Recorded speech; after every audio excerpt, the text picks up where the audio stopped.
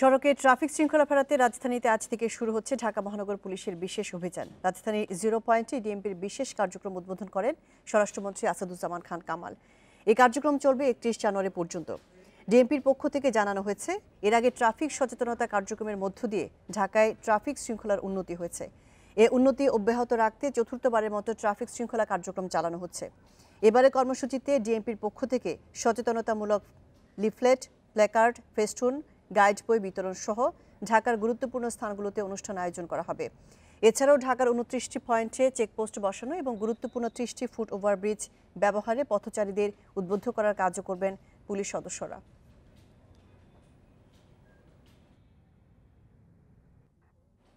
যানজট পরিস্থিতি ও ট্রাফিক শৃঙ্খলা নিয়ে আরও জানাতে ঢাকা ও চট্টগ্রাম থেকে যোগ দিচ্ছেন সহকর্মীরা। শুরুতে রাজধানীর 0 পয়েন্ট থেকে যোগ দিচ্ছেন সহকর্মী বনি ইবনে কামাল। বনি, সড়কে যান চলাচল এই মুহূর্তে কেমন দেখতে পাচ্ছেন, আর দুপুরে আইন শৃঙ্খলা কার্যক্রমের উদ্বোধন হবে, এ বিষয়ে কি তথ্য আছে আপনার কাছে? সড়কে যান চলাচলের ব্যাপারে গতানুগতিকভাবেই যান চলাচল হচ্ছে এবং সময় বেলা বাড়ার সাথে সাথে যান চলাচলের চাপ কিছুটা কমছে। আবার যেহেতু এখন অফিসের হাফ টাইম শেষ হয়ে গেছে, আবার অফিসের টাইম শেষ হয়ে আসছে, সেইভাবে আসলে যান চলাচলের মাত্রাটা আবার একটু যানজটের মাত্রা একটু দেখা যাচ্ছে। আর আপনি যদি ট্রাফিক সপ্তাহ যেটা আছে, বিশেষ কার্যক্রম, বিশেষ অভিযান বিশেষভাবে সেই সম্পর্কে জানাতে চাই। আমরা দেখেছি আসলে 0 পয়েন্টে ইতিমধ্যে 30 ঊর্ধ্বতন কর্মকর্তারা, বিশেষ করে বিএনপির কমিশনার, তারপর ইউনিটের প্রধান, এমন সব ব্যক্তিরা, ঊর্ধ্বতন কর্মকর্তারা ইতিমধ্যে পৌঁছেছেন, কিন্তু স্বরাষ্ট্রমন্ত্রী এখনো পৌঁছাননি। উনি পৌঁছালে আসলে এখানে উদ্বোধনের কাজ হবে। আমি যদি আপনাদেরকে এই মুহূর্তের অবস্থা দেখাতে চাই, এই মুহূর্তে কিন্তু আসলে যথেষ্ট পরিমাণে আইন শৃঙ্খলা বাহিনী এখানে রয়েছে এবং তারা স্বরাষ্ট্রমন্ত্রীকে গ্রহণ করার জন্য আসলে অপেক্ষা করছে। স্বরাষ্ট্রমন্ত্রী আসলে আনুষ্ঠানিকভাবে এই কার্যক্রম উদ্বোধন করা হবে। এর আগেও গত বছর শেষের দিকে কিন্তু 3টি কার্যক্রম চালানো হয়, যে 3টি বিশেষ অভিযানের ফলে আসলে সড়কে বেশ কিছু নিয়ম শৃঙ্খলা ফিরে এসেছে বলে মনে করছি ডিএমপি, যার ফলশ্রুতিতে আসলে এবারও এদের একটি 15 দিন ব্যাপী কার্যক্রম চালাতে যাচ্ছে ডিএমপি। এই কার্যক্রমের ক্ষেত্রে তারা বলছে যে আসলে এখনো বেশ কিছু জায়গায় অনিয়ম রয়েছে, যেমন ধরুন সেখানে বাস থামিয়ে যাত্রী ওঠানামার যে ব্যাপারটি রয়েছে, সেই ব্যাপারটিতে তারা এবার বিশেষ গুরুত্ব দিবে। এছাড়াও মোটরসাইকেল আরোহী যারা আসলে হেলমেট ব্যবহার করছেন না, তাদের মধ্যে একটা সচেতনতা সৃষ্টি করার চেষ্টা করবে এবং যারা আসলে কাগজপত্র নেই, সেই কাগজপত্রগুলো আসলে এই করার জন্য গেছে। আমরা দেখতে পাচ্ছি এই মাত্র স্বরাষ্ট্রমন্ত্রী আসলে 0 পয়েন্টে এসে পৌঁছেছেন, তাহলে আর কিছুক্ষণের মধ্যেই আসলে স্বরাষ্ট্রমন্ত্রী এই অনুষ্ঠানটি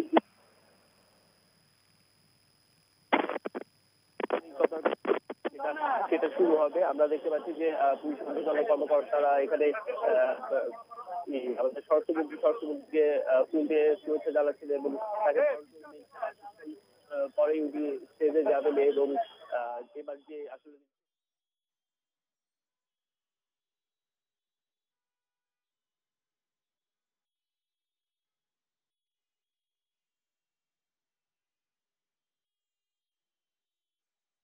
সেই সমস্যাগুলোকে আসলে সমাধান করাটাই মূল লক্ষ্য তাদের।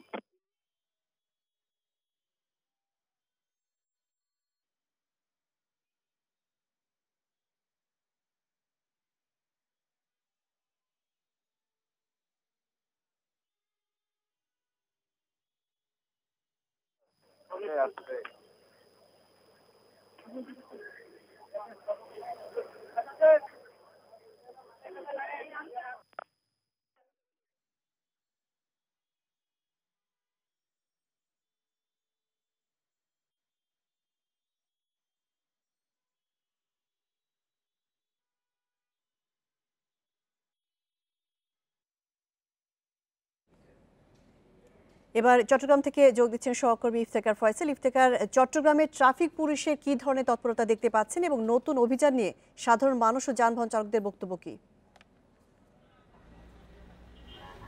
আসলে মূলত চট্টগ্রাম নগর পুলিশের যে ট্রাফিক বিভাগ, তারা কিছুদিন আগেই তাদের ট্রাফিক সপ্তাহ পালন করেছে। এখন মূলত তাদের কার্যক্রম সেটি হচ্ছে একেবারে সাধারণ যে রুটিন ওয়ার্কগুলো করে সেগুলো মূলত তারা করছে। তবে বিআরটির বিশেষ অভিযান চলছে গেল যে 30 অগাস্ট থেকে, বিশেষ করে সেপ্টেম্বর থেকে সেটি পুরোদমে সেটি শুরু হয়েছে। তারা 3 জন ম্যাজিস্ট্রেটের নেতৃত্বে প্রতিদিন তাদের ভ্রাম্যমাণ আদালত পরিচালনা করছে। তো এই মুহূর্তে আজকেও আসলে চট্টগ্রাম নগরের 3টি জায়গায় তাদের ভ্রাম্যমাণ আদালত পরিচালিত হয়েছে, বিশেষ করে চট্টগ্রাম নগরের টাইগার পাস এলাকা, কোতোয়ালি এলাকা এবং শেরশাহ এলাকা। এই মুহূর্তে আমি চট্টগ্রামের শেরশাহ এলাকায় আছি। এখানে বিআরটিএ নির্বাহী ম্যাজিস্ট্রেট জিয়াউল হক মীরের নেতৃত্বে ভ্রাম্যমাণ আদালত পরিচালনা করা হচ্ছে এবং আমরা দেখেছি এরই মধ্যে 20টিরও বেশি যানবাহন ট্রাফিক আইনের আওতায় আনা হয়েছে এবং তাদের বিরুদ্ধে মামলা করা হয়েছে।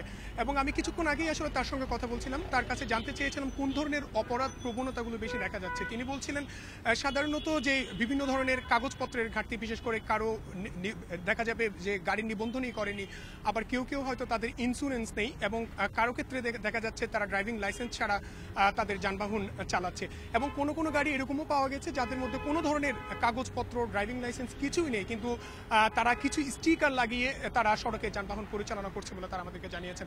তো সব ধরনের যানবাহনকে আসলে আইনের আওতায় আনা হচ্ছে এবং এটি নিয়ে যদি সাধারণ মানুষের যদি প্রতিক্রিয়ার কথা বলি, সেক্ষেত্রে হচ্ছে আসলে সড়কের আইন নিয়ে দীর্ঘদিন ধরেই এক ধরনের মানুষের মধ্যে ক্ষোভ ছিল এবং মাঝখানে যে একটি আন্দোলন হলো, এর পর থেকে আসলে নতুন করে ট্রাফিক বিভাগ এবং বিআরটি এর মধ্যে এক ধরনের গতি সঞ্চার হতে আমরা দেখেছি এবং সাধারণ মানুষের মধ্যে প্রতিক্রিয়া হচ্ছে তারা চান নিয়মিতভাবে এই ধরনের অভিযানগুলো পরিচালনা হোক এবং সেই ক্ষেত্রে ট্রাফিক পুলিশ এবং বিআরটি কর্মকর্তাদের আরও যে বাড়তি তদারকি করা হবে এমনটাই তারা প্রত্যাশা করছে। তো এই ছিল মোটামুটি চট্টগ্রামের খবর।